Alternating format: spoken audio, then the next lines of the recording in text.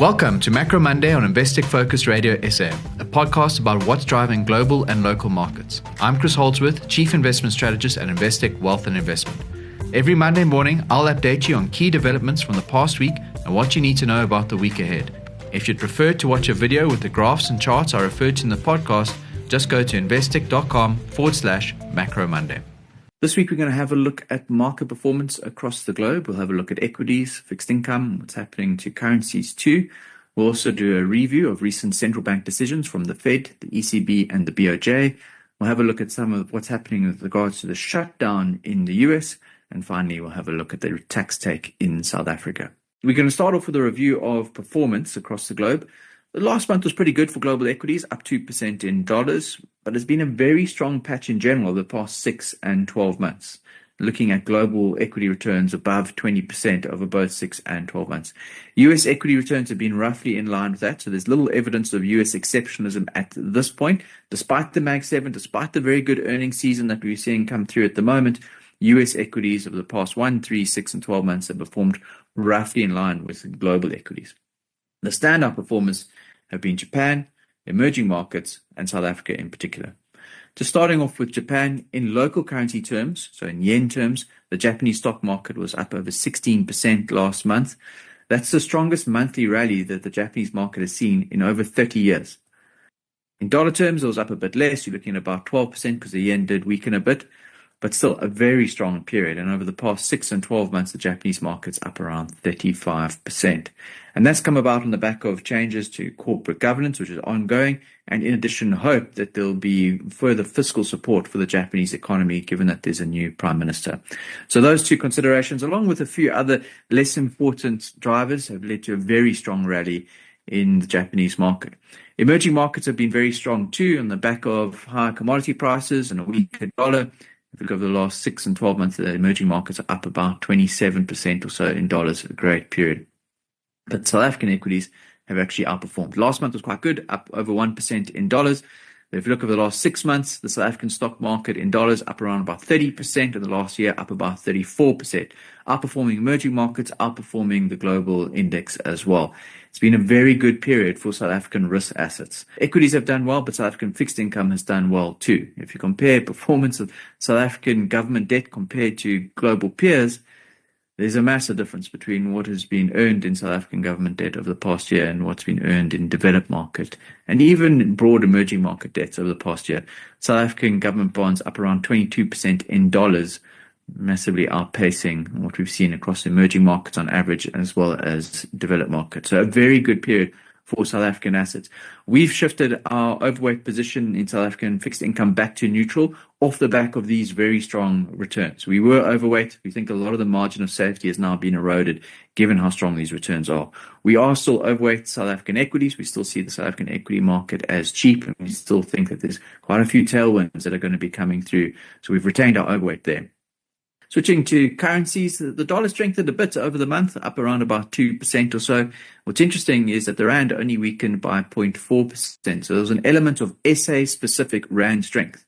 The rand weakened by less than you would have thought, given the strength of the dollar. And we think that's attributable to some signs of structural reform coming to the fore in SA. We're seeing government revenue surprising the upside. We'll talk a bit about that in a few slides. But more broadly, we've seen improvements in the SOE index. And as a result, we think that there's going to be some upside risk to growth forecasts for this year. We should start to see some revisions upwards in the next couple of months or so. And I think that's part of the reason why the rand is behaving very well in the current global environment. And then on gold, despite the fact that the dollar was a bit stronger, gold has continued to ramp, up 4% in the month and up 45% over the past year. It's just been an incredible period for global equities, for South African equities, South African fixed income, and gold too.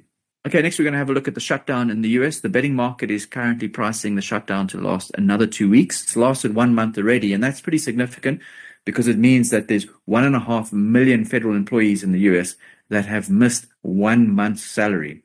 And there's not many people across the globe, or even in the US, that could easily withstand losing 1 month's worth of paycheck. If the shutdown lasts another month instead of another 2 weeks, I think there's very few people in the US that could potentially lose 2 months' paycheck. And we're starting to see the economic consequence of the shutdown. You're looking at high frequency estimates of retail activity. We can see for some of the retailers that revenue took a hit immediately post the shutdown. And we expect that that is linked in part to confidence from federal workers. And now it's going to be linked to the fact that they're actually missing a paycheck and it's finding it difficult to make ends meet. The shutdown is not due to a shortage of funds. Treasury is fairly flush. The issue is that the Congress hasn't been able to pass the budget, and as a result, they have to shut down despite the fact they have got money to spend. Now, hopefully, when this comes to an end, there will be some back pay for whoever was furloughed, and as a result, US federal workers would be made right at that point, and perhaps it'd be a boost in consumption later on to offset whatever slowdown we're seeing now. But there is some risk, small as it may be, that in fact there will not be back pay. So this is something we need to keep a very close eye on over the coming weeks. Hopefully it resolves itself soon, but if not, there is some risk to the US economy stemming from the shutdown. Switching to interest rates, we had interest rate meetings last week from the Fed, the ECB, and the BOJ. The Fed cut rates by 25 bips, as was expected. There were, however, two surprises in the meeting. The first is that Jerome Powell indicated that a cut in December is not a certainty. And prior to the meeting, the market had been pricing in a cut in December with 100% certainty and pricing 3 cuts to occur by July. And post Jerome Powell's commentary, and his commentary reflected concern around the fact that inflation was proving to be sticky. That may not allow them sufficient space to cut as rapidly as the market had been expected. And that's something that we had been reflecting on and been speaking about over the past month or so. So perhaps it wasn't a surprise in that sense, but it certainly shifted interest rate expectations. The market again now pricing in about a 60% chance of a cut in December, and the market now pricing in the next 3 cuts to occur by September next year rather than by July. So an immediate shift in interest rate expectations. That 60% number still seems a little high given the concern that Jerome Powell expressed, but nonetheless that's what's in the market. So the first surprise was him suggesting that there was a lower probability for a December cut. The second surprise is that the equity market barely reacted at all to this. It seems that the S&P 500 is much more resilient to interest rate changes than it has been before. And I think that might be simply due to the remarkable earnings season that we've seen in the US. We've had about 2/3 of S&P 500 companies report so far. Over 80% of them have beaten on the bottom line.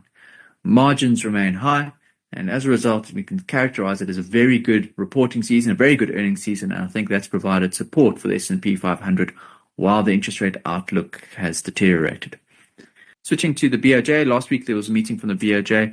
Rates were kept unchanged as was expected. However, there was a hint that there could be an increase as soon as December, and the market is now pricing in about a 50% chance of a hike from the BOJ in December. We know that when there have been hikes from the BOJ before, it has typically come with global market volatility. If there is a hike in December, it's also a period of typically lower liquidity. So it is just something we need to bear in the back of our minds, and we'll keep a close eye on that. And we'll do a preview well ahead of that Bank of Japan meeting. The ECB also kept rates unchanged. That was as expected. The ECB is unlikely to be shifting rates anytime soon. Inflation is in line with forecast. Growth appears to be picking up a little bit, but there's little need for the ECB to do anything. And as a result, we shouldn't be penciling in much from them in the near term. Switching to South Africa, we had South African government revenue numbers come out last week for September. They were pretty good. Government revenue up over 8% year on year. Based on our model, we think that government revenue is going to come out about 60 billion rand above the February estimate, which would allow space for some form of tax support for SA consumers. We won't get much guidance on any changes in tax policy per se in the medium-term budget policy statement in November. But we should get government's estimate of a revised revenue number. And again, our number is 60 billion. We'll see what their number is, but it certainly is a good news story. And we think what we're starting to see here is the pass-on consequences of much higher commodity prices, much higher gold and platinum prices. Miners are paying more tax. Government revenue is receiving a benefit. And hopefully that translates into an improvement for consumers from the budget next year. And just a final point on tax, formal sector income growth continues to be pretty strong. Employee tax up 10% year on year in September. So there certainly is signs that formal sector income growth is pretty strong. It might not be strong in the informal sector, and we still do have some relatively weak retail sales numbers that we've got to be able to explain, but it does seem that we can at least explain the strong vehicle sales numbers through what has been a very good patch for formal sector income growth, which would be a combination of both wage increases and job growth. And that's where we're going to end it this week.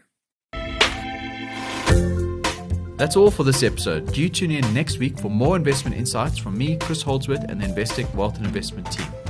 If you haven't yet added us to your podcast feed, you can subscribe to Investec Focus Radio SA wherever you listen. And please take a minute to rate our podcast so we can surface this content to the broader investment community. If you want to see the graphs that I reference in the podcast, you can watch a video version of this recording at investec.com/Macro Monday. The views expressed are those of the contributors at the time of publication and do not necessarily represent the views of Investec Wealth and Investment International and should not be taken as advice, guidance, or recommendation. Investec Wealth and Investment International, a member of the JSE Equity, Equity Derivatives, Currency Derivatives, Bond Derivatives, and Interest Rate Derivatives markets, an authorized financial services provider and a registered credit provider.